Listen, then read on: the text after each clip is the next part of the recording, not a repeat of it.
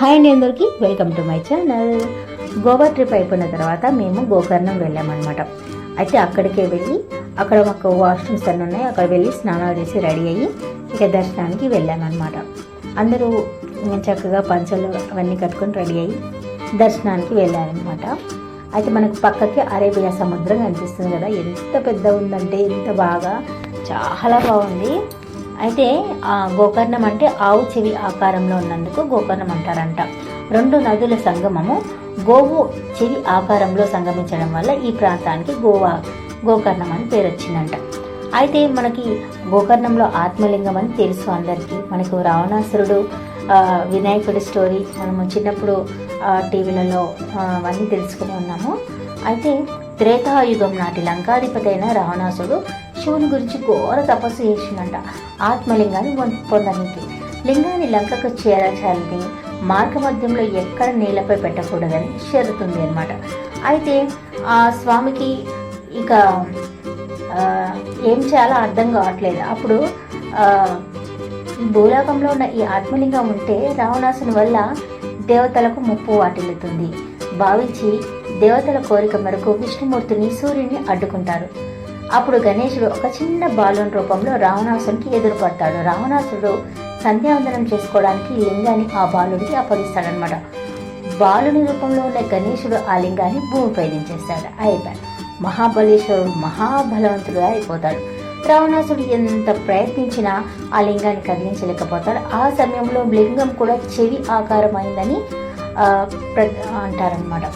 నేటి బలేశ్వర మహాబలేశ్వర ఆలయం అన్నమాట. ఈ ఆలయం 4వ శతాబ్దం నాటిదంట. ఈ క్షేత్రాన్ని 6వ 7వ శతాబ్దానికి చెందిన తమన శైలు సాధులు నాయనార్లు తమ భక్తి గీతాలతో కీర్తించారనమాట. ఆత్మలింగాన్ని దర్శనం చేసుకోండి. చక్కగా మనం వెళ్ళేసరికి మేము 1000 రూపీస్ టికెట్ తీసుకున్నాం. వెళ్ళి అభిషేకం చేసి దర్శనం అయిపోయిన తర్వాత మేము ఇక అక్కడి నుంచి మురుగేశ్వర్ టెంపుల్కి వెళ్ళామన్నమాట. మనకి మురుగేశ్వర్ టెంపుల్ నుంచి మాకు బస్ షాపులలో అక్కడ బస్ ఆపితే అక్కడి నుంచి ఆటోస్లలో మురుగేశ్వర్ టెంపుల్కి వచ్చాము. ఇక్కడ నుంచి మనము ఇక్కడ నుంచి కొంచెం మనకి ఒక 15 మినిట్స్ వాకబుల్ డిస్టెన్స్ ఉంటుంది. టెంపుల్ ఎదురుగానే కనిపిస్తూ ఉంటుంది. అది చూడగానే అరే ఇక్కడే కదా అనిపించింది. అంత నడుస్తూ ఉంటే 15 నిమిషాల తర్వాత అప్పుడు స్వామి దర్శనం మాకు కలిగిందనమాట. ఇక మేము వెళ్ళగానే ఆ గోపురం కూడా మనకి ప్రపంచంలో 2వ ఎత్తైన గోపురం, ఇంకా లిఫ్ట్ ఉన్న గోపురం. చక్కగా వెళ్ళి ఇంకా లిఫ్ట్ టికెట్స్ కోసం అందరం నింపించున్నాం అన్నమాట. పెద్దవాళ్ళకి 30 రూపీస్, చిన్నపిల్లలకి 10 రూపీస్. అసలు విచిత్రము, వెళ్ళాక లోపల చూస్తే మనకు ఫంక్షన్ హాల్స్ అలా పెద్ద పెద్ద హాల్స్ లాగా లోపల ఉన్నాయన్నమాట. చూస్తే చాలా బాగా అనిపించింది. ఇక మన స్టోరీకి సంబంధించింది ఇవంతా. ఇది కూడా మనకు కంటిన్యూషన్. గోకర్ణలో ఆత్మలింగం ప్రతిష్ఠించిన తర్వాత ఈ స్టోరీ ఇంకా మనకు మళ్ళీ మురుగేశ్వర టెంపుల్కి. నెక్స్ట్ ఈ మురుగేశ్వర ఆలయం సాక్షాత్తు పాండవులు పూజించిన ఆలయం. మన పార్వతి పరమేశ్వరుడు పాదధూళి తగిలిన ఆలయం అంట. ఇక కింద పెట్టేసిన తర్వాత ఇంకా ఆత్మలింగం మహాబలవంతుడిగా అయిపోయాడు. అసలు ఇంకా దీనికి రాదు. అయితే అప్పుడు రావణాసుడికి కోపం వచ్చేస్తుంది అనమాట. కోపం వచ్చి ఎంత కదిపినా ప్రయోజనం లేకపోవడంతో ఆగ్రహంతో ఆత్మలింగంపై ఉన్న వస్త్రం దారం సహా ఇతర వస్తువులు విసిరేస్తాడు. ఆ వస్తువులు ఎక్కడెక్కడ పడ్డాయో అక్కడ ఆత్మలింగాలుగా ఉద్భవించి మహిమాన్విత పుణ్యక్షేత్రాలుగా వెలుగుతున్నాయన్నమాట. అవే గోకర్ణ క్షేత్ర దగ్గరలో ఉన్న సజ్జేశ్వర, గుణవంతేశ్వర, మురుడేశ్వర, ధారేశ్వరాలు గోకర్ణ క్షేత్రంతో కలిసి వీటిని పంచక్షేత్రాలుగా వ్యవహరిస్తారనమాట. ఆత్మలింగం మీద ఉన్న వస్త్రాన్ని రావణాసుడు విసిరేసరికి అది పడిన ప్రదేశమే మురుడేశ్వరం అనమాట. మురుడ అంటే కన్నడంలో వస్త్రం అని అర్థం. సంతోషం అనే అర్థం కూడా ఉంది. అందరికీ సంతోషాన్ని ఇచ్చే దేవుడున్న ప్రదేశం కాబట్టి ఈ క్షేత్రం మురుడేశ్వర ఆలయమైందనమాట. ఈ 5 క్షేత్రాలలో పార్వతీ పరమేశ్వరులు సప్త ఋషులు పూజలు చేసేవారని చెప్తారు. మురుడేశ్వర్ క్షేత్రం కందుక పర్వతం మీదున్న అరేబియా సముద్ర తీరంలో ఉంది.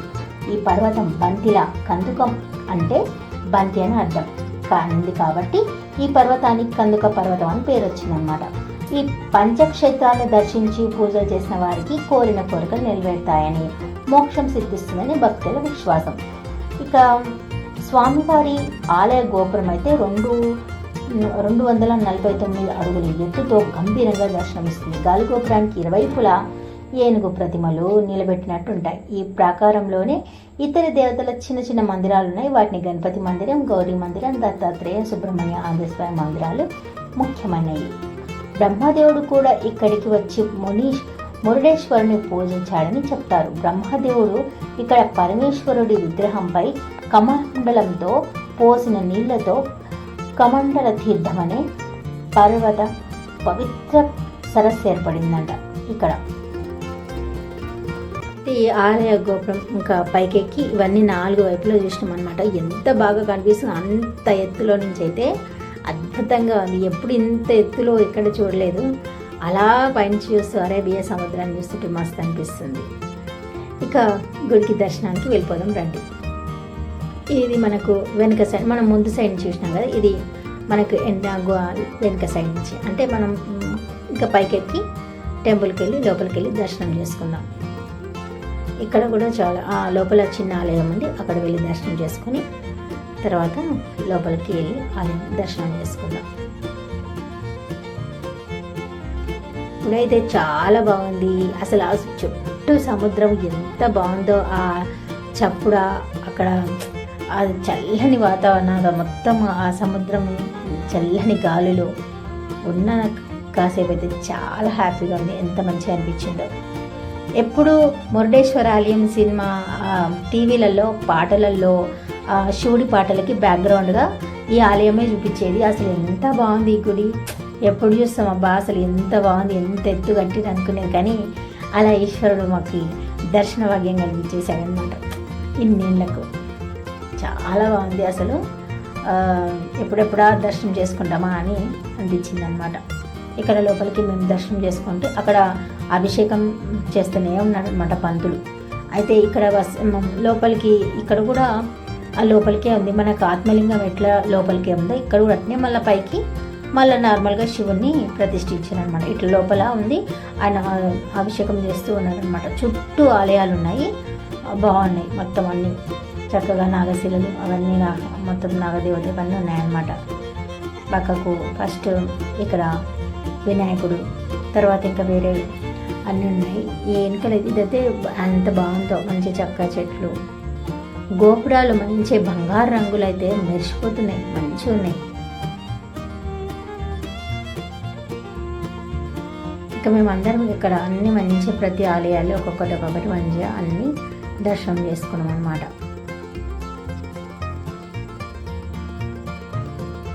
ఇదంతా మంచి దర్శనం చేసుకొని ఇక మాకు ఆ పక్కకు వెళ్ళాలి. ఆ పక్కకు స్వామిని దర్శనం చేసుకొని ఆ మెట్లెక్కాలి. ఇక్కడ చూడండి ఎంత బాగుంది, రథంలో పరమేశ్వరుడు చాలా బాగుంది కదా. ఇక అన్ని దేవాలయాలు మంచిగా అన్ని ఒకదాని తర్వాత ఒకటి అన్ని అందరం దర్శనం చేసుకున్నాం అన్నమాట.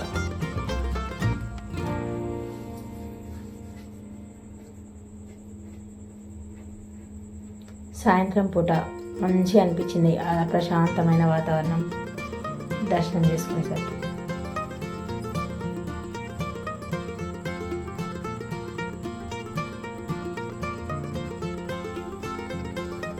ఇంకా గుడి నుంచి ఇంకా బయటకు వచ్చేసి కొంచెం ఇంకా ఫోటోలు దిగేసి అక్కడి నుంచి ఇంకా పక్కకు మళ్ళా వెనకల ప్రపంచంలో అతిపెద్దైన శివుని విగ్రహాన్ని దర్శించడానికి ఇంకా మేము వెనుక సైడ్ వెళ్ళామన్నమాట. కొంచెం మనము మళ్ళా గోపురం నుంచి మళ్ళీ ముందుకు వచ్చి మళ్ళీ పక్కకి వెళ్ళాలన్నమాట. ఇక్కడ గుడి లోపల ఇలా ఉంది మనకు లోపల. ఇక్కడ లడ్డు ప్రసాదం అవి దొరుకుతున్నాయి అన్నమాట. లోపల శివుడు ఇలా ఉంటారు. ఇక గుడిలో నుంచి బయటికి వచ్చేస్తున్న తర్వాత ఇంకా ప్రపంచంలో 2వ ఎత్తైన గోపురం దర్శనానికి వెళ్దాం రండి. అసలు బయట నుంచి చూడండి ఎంత బాగా కనబడుతుంది కదా, గోపురం మస్తుగా కనబడుతుంది.